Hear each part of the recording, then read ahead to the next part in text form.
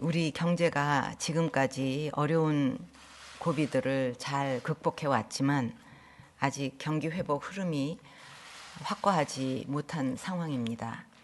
더욱이 최근 대내외적으로 여러 악재들이 겹치면서 향후 경제 여건이 어려워질 것으로 전망이 돼 걱정이 큽니다. 대외적으로는 미국의 금리 인상, 브렉시트 협상에 따른 불안 가능성, 세계 교역량 감소 등 불확실성이 더욱 커져가고 있습니다. 대내적으로는 한진해운 물류 사태에 이어 자동차 파업, 화물연대의 집단 운송 거부, 철도 노조 파업 등이 겹치면서 생산과 수출에 큰 차질을 빚었습니다. 특히 우리의 대표 수출 기업들의 제품 결함으로 당장의 수출 타격뿐만 아니라 중장기적인 브랜드 신뢰 저하 우려까지도 제기가 되고 있습니다. 이 어려운 때 본인들의 이익에만 몰두해서 일자리를 이탈해 거리로 나가는 것은 결국 그 피해가 가족과 국민들에게 돌아올 것입니다. 이제 우리 모두 냉철한 현실 인식과 단합된 노력을 바탕으로 난관을 극복하고 민생 문제 해결에 적극 나서야 합니다.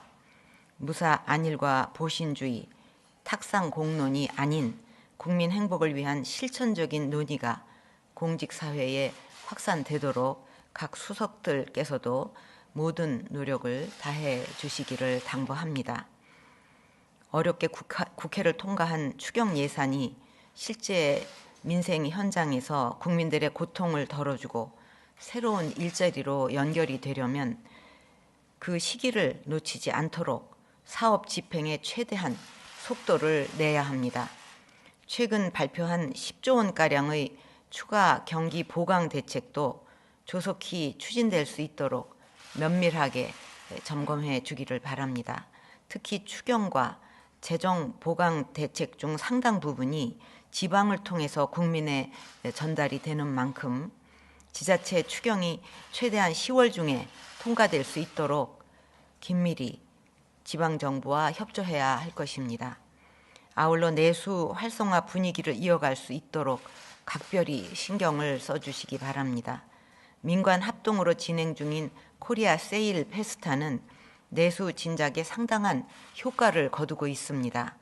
태풍 등 악조건에도 불구하고 행사 기간 중 주요 유통업체 매출이 작년에 비해서 평균 10% 늘어났다고 합니다. 남은 행사 기간을 지역 축제나 가을 여행 주간 등과 연계하는 이런 방안도 적극적으로 모색해 주기를 바랍니다.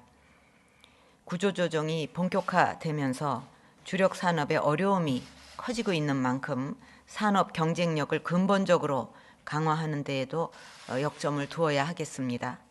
지난 9월에 철강, 석유화학 산업의 중장기 청사진을 제시한 데 이어 이달 말 조선업과 해운업의 경쟁력 강화 방안이 발표될 예정입니다. 이번 조선 해운산업의 경쟁력 강화 방안이 현안 기업의 구조조정 차원을 넘어서 우리 산업 전반의 체질을 개선해서 다시 미래 희망으로 떠오를 수 있도록 대책 마련에 만전을 기해 주기 바랍니다. 민생은 철저히 도외시한 채 오로지 핵과 미사일 개발에만 집착하는 현 북한 체제는 21세기 역사의 흐름에 역행하는 반역사적이고 반문명적이며 반인륜적인 체제로 결코 지속 가능하지가 않습니다. 한반도에 언제든지 김정은 정권의 도발과 어떠한 변화의 바람이 불어 닥칠 수 있다는 것을 항상 염두에 두고 미국을 비롯한 국제사회와 한층 긴밀히 협력하면서 필요한 모든 준비와 대비를 빈틈없이 해나갈 수 있도록 최선의 노력을 다해야 합니다. 오늘 한미 외교 국방장관 회의에 이어 한미 안보 협의회의도 곧 개최가 되는 걸로 알고 있습니다. 북한은 지난 15일에 이어 오늘 또다시 무수단 미사일을 발사하는 도발을 자행했고 미 본토 공격을 위한 ICBM급 미사일 엔진 시험 등을 운운하면서 추가적인 핵 실험을 계획한다고 합니다. 한미 양국 국민뿐만 아니라 국제사회를 노골적으로 위협하고 있는 것입니다. 또한 내년 1월 미국 신행정부 출범을 앞두고 있는 만큼 연합 방위력을 계속 유지, 강화해 나가기 위한 한미 양국의 흔들림 없는 의지를 재확인하고 북한의 위협에 대해 강력한 경고의 메시지를 보내야 합니다. 확장 억제를 포함한 한미 동맹의 대북 억제 역량을 더욱 가시적이고 실효적으로 담보할 수 있도록 제도적 틀을 강화하고 내실을 다짐으로써 국민들이 한층 신뢰할 수 있도록 해주기를 바랍니다. 북한의 지속적 도발에 맞서 국민들의 생명과 안전을 지키기 위해 철동 같은 대비태세를 이어가고 있는 우리 군 장병들의 애국심과 노고에 깊이 감사를 드립니다. 이처럼 국민의 생명과 국가 안전을 지키기 위해 최선을 다하면서도 태풍과 지진으로 인한 주민 피해를 조기 복구하기 위해서 지난 9월부터 현재까지 4만 5천 명의 장병들이 휴일도 없이 대민 지원에 나서고 있습니다. 일부 장병들은 휴가까지 반납했다고 합니다. 또한 철도노조 파업과 화물연대 집단 운송 거부에 따라 매일 700명가량의 장병과 군 지원 차량이 투입돼서 국민 불편을 최소화하였습니다. 물폭탄이 쏟아진 재래시장의 할머니들이 고립되었다는 소식을 듣고 수심 2m가 넘는 위험지역을 망설이지 않고 헤엄쳐 들어가 사력을 다해서 4명의 할머니를 구한 예비군 동대장 김경준님의 용기 있는 행동은 우리 사회에 큰 귀감이 되고 있습니다. 이 어려운 시기에 국민을 위해 헌신하고 있는 우리 장병들에게 무한한 신뢰를 보내며 그간의 노고를 다시 한번 치하합니다. 각군 지휘관들은 장병들의 사기를 진작하고 장병들의 안전사고를 예방하는 데 더욱 힘써 주기를 바랍니다. 이번 주 국정감사가 마무리되고 다음 주부터 예산안과 법안 심사가 본격 진행될 예정입니다. 그런데 그동안 진행된 국정감사에서 경제단체 주도로 설립된 두 민간재단과 관련해 많은 의혹이 제기되었습니다. 가뜩이나 국민의 삶의 무게가 무거운데 의혹이 의혹을 낳고 그 속에서 불신은 커져가는 현 상황에 제 마음은 무겁고 안타깝기만 합니다. 저는 오로지 국민들께서 저를 믿고 선택해 주신 대로 국민을 위하고 나라를 지키는 소임을 다하고 제가 머물던 곳으로 돌아가는 것 외에는 어떠한 사심도 없습니다. 그러나 요즘 각종 의혹이 확산되고 논란이 계속되는 것은 지금 우리가 처한 위기를 극복하는 데 도움이 되지 않고 오히려 위기를 가중시킬 수 있습니다. 심지어 재단들이 저의 퇴임 후를 대비해서 만들어졌다는데 그럴 이유도 없고 사실도 아닙니다. 만약 어느 누구라도 재단과 관련해서 자금 유용 등 불법 행위를 저질렀다면 엄정히 처벌받을 것입니다. 앞으로 더 이상의 불필요한 논란이 중단되기를 바라는 마음에서 제가 말씀드려야 할 것 같습니다. 저는 창조 경제와 문화 융성을 대한민국이 선진국으로 도약하기 위한 핵심 두 축으로 설정해 지속적으로 추진해 왔고 그것은 전 세계에서도 많은 주목을 받았습니다. 과거 산업화 시대처럼 관 주도로 모든 것을 할 수는 없기 때문에 이제는 민간이 앞장서고 정부는 지원하는 방식으로 창조 경제와 문화 융성의 두 축을 이끌어 나가야 한다고 생각했습니다. 우선 창조 경제는 전국에 창조 경제 혁신 센터를 설치하여 대기업을 전담 기업으로 매칭하고 지자체가 함께 참여하고 정부가 이를 뒷받침하는 민관 합동의 선순환 창업 생태계를 마련하였습니다. 그 결과 역대 최대의 벤처 창업 붐이 확산되면서 처음 창조경제혁신센터를 만들 때 글쎄요 라던 우려는 사라지고 이제는 G20 중 최고의 혁신 전략이 되었고 외신들도 찬사를 보내는 등 세계에서도 높은 평가를 받고 있습니다.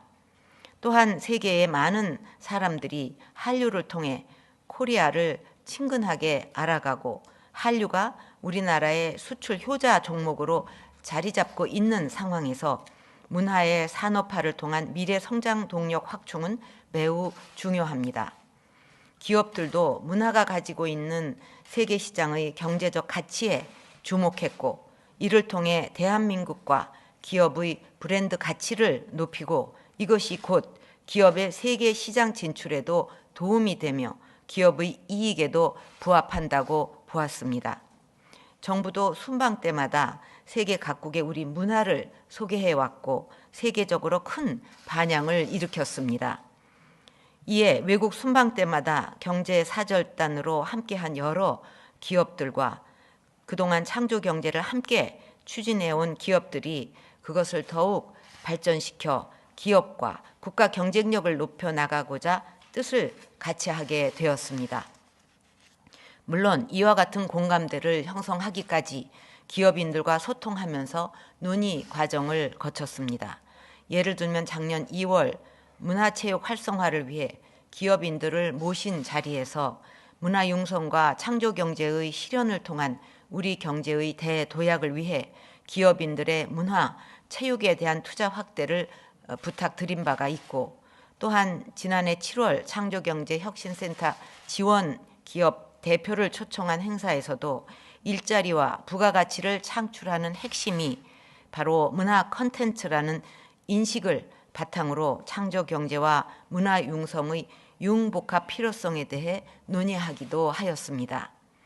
이에 문화, 체육 분야를 집중 지원하고 우리 문화를 알리며 어려운 체육 인재들을 키움으로써 해외 시장을 개척하고 수익 창출을 확대하고자 기업들이 뜻을 모아 만들게 된 것이 두 재단의 성격으로 알고 있습니다.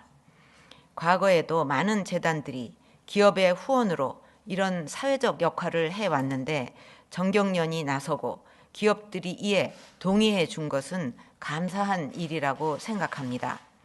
이것이 제가 알고 있는 재단 설립의 경과입니다. 재계 주도로 설립된 재단들은 당초 취지에 맞게 해외 순방 과정에 참여하면서 본격적인 활동을 시작했고 소위 코리아 프리미엄을 전 세계에 퍼뜨리는 성과도 거두었습니다. 특히 한불수교 130주년을 기념해 정부와 민간이 함께 만든 파리 케이콘 행사는 티켓 오픈 1시간 만에 매진되는 엄청난 코리아 붐이 일어났고 세계 문화의 중심인 유럽의 K-푸드 등 한류 확산을 위한 교두보를 마련하는 데 큰 역할을 하였습니다. 또한 태권도의 유네스코 무형문화유산 등재를 지원하는 차원에서 전통 품새 태권도 공연을 통해 대한민국이 바로 태권도의 본산이라는 인식을 전 세계에 확산시키기 위한 노력도 진행해 온 것으로 알고 있습니다. 순방 시 상대국의 문화 공연이 아닌 우리의 문화 공연을 하게 된 것은 이전에는 없었던 것으로 외교, 경제적 측면에서의 국익에도 상당한 시너지 효과를 발휘할 수 있다는 판단에 따른 것입니다. 코리아 에이드는 K-팝 등의 문화, 수준 높은 보건 의료, 쌀 가공식품 및 한식이 삼위일체로 복합된 새로운 형태의 한국형 개발협력 모델입니다. 개발도상국에 대한 지속가능한 개발 협력일 뿐만 아니라 대한민국에 대한 우호적 비즈니스 환경을 조성할 수 있는 것입니다. 코리아 에이드 사업은 현지 언론에서도 매우 탁월한 발상의 사업이라고 높게 평가하고 있습니다. 또한 K-타워 프로젝트는 정부와 공공기관 그리고 기업의 협력을 통해 이란 내에 한류 문화 확산과 기업의 비즈니스 활성화를 위한 거점 공간을 구축했다는 점에서 의미가 큰 사업입니다. 뿐만 아니라 재단들은 자체적으로도 큰 사업 성과가 있는 것으로 알고 있습니다. 예를 들면 세계 최정상의 프랑스 명문 요리 학교인 에꼴 빼랑디는 외국 음식으로는 처음으로 한식 과정을 정규 과정에 도입하고 한국의 에꼴 빼랑디 요리 학교를 설립하기로 하여서 한식의 세계화와 위상 제고에 큰 도움이 되고 있습니다.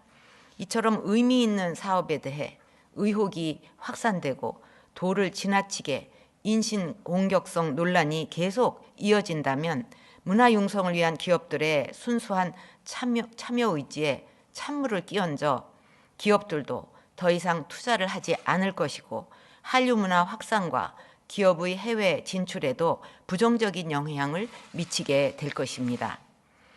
앞으로 두 재단이 시작할 때 미비했던 부분들을 다듬고 숙고해서 문화와 어려운 체육인들을 위한 재단으로 거듭나서 더 이상의 의혹이 생기는 일이 없도록 감독기관이 감사를 철저히 하고 모든 것이 투명하게 운영되도록 지도 감독해 주기를 바랍니다. 또한 기업인들이 어려움 속에서도 출연해준 재단이 오직 우리 문화가 세계에 확산되어 사랑을 받고 어려운 환경에 있는 체육 인재들을 발굴해서 그들에게 용기와 희망을 주는 재단으로 거듭나기를 바랍니다. 이상입니다.